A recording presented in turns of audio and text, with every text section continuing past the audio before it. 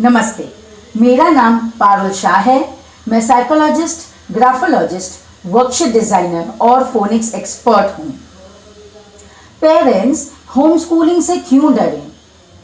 Home schooling शब्द का मतलब है बच्चों को घर पे ही पढ़ाना और किसी भी एजुकेशनल इंस्टीट्यूशन जैसे कि स्कूल में नहीं भेजना। काफ़ी पेरेंट्स आजकल होम स्कूलिंग प्रेफर कर रहे हैं। वह चाहते हैं अपने बच्चों को घर पे ही अपने हिसाब से पढ़ाना। पर आज पेंडेमिक में जब स्कूल्स ऑनलाइन हो गई है तो इनफैक्ट सारे पेरेंट्स होम स्कूलिंग कर रहे हैं। ऑनलाइन स्कूल के साथ साथ एक पैरेलल होम स्कूल भी चल रही है। ऑनलाइन स्कूल जब चालू रहती है तो पेरेंट्स को छोटे बच्चों के साथ फुल स्कूल में बैठना पड़ता है ये देखने के लिए कि टीचर किस तरह सिखा रहे हैं, ताकि होमवर्क करवाते समय या रिवीजन करवाते समय वह उसी तरह करवाएं तो बच्चों को कंफ्यूजन नहीं होगा। इसलिए हमें कुछ बातों का ध्यान रखना बहुत ज़रूरी है ताकि ये होम स्कूलिंग थोड़ी सी इजी हो जाए। तो आप देखिए कि कौन सी बात आपके लिए ज़्यादा लागू होती है। सबसे पहले आता है प्लानिंग। जब बच्चे फुल टाइम घर पे हैं तो हमारे लिए ये बहुत ज़रूरी हो जाता है कि हम उनका एक रूटीन सेट कर दें। किस समय वो पढ़ेंगे, किस समय ऑनलाइन स्कूल है, किस समय वो खेलेंगे, किस समय वो फैमिली टाइम स्पेंड करेंगे साथ में। क्योंकि बच्चे अगर बाहर नहीं जा सकते हैं खेलने के लिए तो उनका जो फिजिकल एक्टिविटी है वो भी हमें उनको घर पे ही करवाना पड़ेगा, क्योंकि इस एज में उनके डेवलपमेंट के लिए फिजिकल एक्टिविटी भी बहुत ज़रूरी है। तो वह भी हमें घर पे अपने रूटीन में इनकॉर्पोरेट करना पड़ेगा। और फिर फैमिली टाइम, क्योंकि काफ़ी वैल्यूज़ और काफ़ी बातें ऐसी होती हैं जो वो फैमिली मेंबर से ही सीखते हैं। तो साथ में टाइम स्पेंड करने से एक बहुत अच्छी बॉन्डिंग भी बनती है। तो हमें उसके लिए भी वक्त निकालना बहुत ज़रूरी है। तो आप रूटीन बना लीजिए कि किस समय बच्चा क्या करेगा और उस रूटीन को रोज़ फॉलो कीजिए, क्योंकि अगर आप ही सीरियसली फॉलो नहीं करेंगे तो बच्चा उस हैबिट में आएगा ही नहीं और फिर वह अपनी मनमानी करेगा। सो प्लीज़ आप सीरियसली उस रूटीन को फॉलो कीजिए, क्योंकि ये रूटीन काफ़ी हद तक उन पेरेंट्स के लिए भी बहुत मदद करता है जो ऑफिस काम करते हैं। अभी तो ऑफिस का काम भी उन्हें घर पर ही करना है। तो अगर वो रूटीन सेट करते हैं तो वो प्लान करके अपने ऑफिस का काम, बच्चों का स्कूलिंग सब साथ में हैंडल कर सकते हैं। सारे बच्चे एक तरह नहीं होते, सब बच्चे अपने अपने रूप में अलग होते हैं। सो कोई एक थंब रूल नहीं है कि इसी फॉर्मेट में आप बच्चों को पढ़ाइए या इसी फॉर्मेट में बच्चों को ट्रीट करना है, क्योंकि हर बच्चा अलग है और उसके हिसाब से रूल्स चेंज होते हैं। तो आपका बच्चा कैसा है उसके हिसाब से आप उसके लिए रूटीन सेट कीजिए या एक्टिविटीज डिसाइड कीजिए। फिर आता है कंसिस्टेंसी। जब मैं कंसिस्टेंसी की बात करती हूँ तो कंसिस्टेंसी टाइम में, रिवीजन में और कंटेंट तीनों में होना चाहिए। कंसिस्टेंसी से मेरा मतलब है रेगुलरिटी।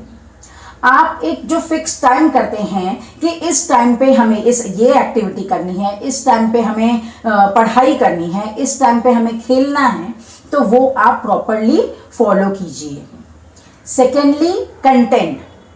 आपको लगता है कि नहीं, मैं आज ये नया कुछ बच्चों के साथ चालू कर रही हूँ, फिर 2 दिन आप भले उसी टॉपिक को लेके चलिए, रिवाइज करवाइए, पर फिर 2 दिन के बाद आप एक नई चीज़ वापस इंट्रोड्यूस करिए। आपका जो करिकुलम आपने प्लान किया है या जो सिलेबस आप बच्चों को करवा रहे हैं तो उसमें आप प्रोग्रेसिव करवाइए, यानी थोड़ा थोड़ा आगे जाते जाइए। आप वही करवाएंगे तो बच्चों को भी बोर होगा और उनका प्रोग्रेस नहीं होगा, वो कुछ नया नहीं सीखेंगे। और ये जो फाउंडेशन ईयर्स है बच्चों के, इसमें हमें उन्हें काफ़ी कुछ सिखाना है, क्योंकि इस समय वो बहुत जल्दी कोई भी चीज़ को ग्रास्प करते हैं। तो हमें ये जो फाउंडेशन ईयर्स है बच्चों के, ये वेस्ट नहीं करने हैं और कितना कुछ है उन्हें सिखाने के लिए। तो आप एक प्रॉपर प्लान बना लीजिए, एक सिलेबस बना लीजिए कि इस टॉपिक में मुझे इतना करवाना है, ऐसे करवाना है, इस एज का मेरा बच्चा है तो इसको मुझे ये टॉपिक में इतना ही लेना है, ज़्यादा डीप में नहीं जाना है। तो ये जब आप थोड़ा प्लानिंग कर लेंगे तो फिर उस प्लानिंग को आगे लेते जाइए। आप कहीं अटकिए नहीं कि मेरे ऑफिस में बहुत काम आ गया है तो मैं आज कुछ नया चालू नहीं करूँगी, मैं वही करवाऊँगी, या मैं उसको कुछ दे दूंगी तो वो खेलेगा या मोबाइल देखेगा तो मैं मेरा काम कर लूँ। So you have to plan. आप पूरा अच्छे से प्लान कीजिए ताकि आपका अगर ऑफिस में काम भी है तो उसके साथ उसके लिए एक्टिविटी आपने प्लान करके रखी है और वो बच्चा वो एक्टिविटी या वो जो भी आपने प्लान किया है वो अपने समय पे कर रहा है। और सबसे ज़्यादा इम्पॉर्टेंट है रिविजन। इस एज में बच्चे ABCD भी भूल जाते हैं अगर बहुत दिनों तक उनसे बोलने के लिए ना कहा जाए तो। सो प्लीज रिविजन रेगुलरली होना चाहिए। आप भले पूरा मत रिवाइज कीजिए पर बीच बीच में से पहले से कोई भी एक चीज रिवाइज कीजिए या जस्ट जो पहले किया है उसको रिवाइज कीजिए और फिर एक स्टेप आगे जाइए, तो वो कनेक्टिविटी रहेगी दोनों टॉपिक्स के बीच में। तो आपने देखा कि होम स्कूलिंग इतनी भी डिफिकल्ट नहीं है। और एक और बात मैं आपके साथ शेयर करना चाहती हूँ, वो है कि कई बार ऐसा होता है कि पेरेंट्स को है कि हमारे बच्चे बहुत अच्छा इंग्लिश बोले, वो लोगों से बात कर सके, तो हम इंग्लिश को ही बहुत कॉन्सेंट्रेट करके या बहुत ज़्यादा टाइम उस पर देते हैं और फिर मैथ्स है या दूसरे जो सब्जेक्ट्स है जैसे कि जनरल नॉलेज है या EVS है, ये जो सारे टॉपिक्स है ये कई बार रह जाते हैं। सो प्लीज़ आप एक बात का बहुत ध्यान रखिए कि आप तीनों सब्जेक्ट्स को इक्वल इंपॉर्टेंस दीजिए। इस एज में बच्चों के लिए इंग्लिश, मैथ्स, EVS तीनों सब्जेक्ट्स बहुत ज़रूरी हैं।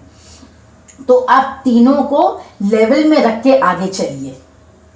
तो आपने देखा कि होम स्कूलिंग डिफिकल्ट नहीं है।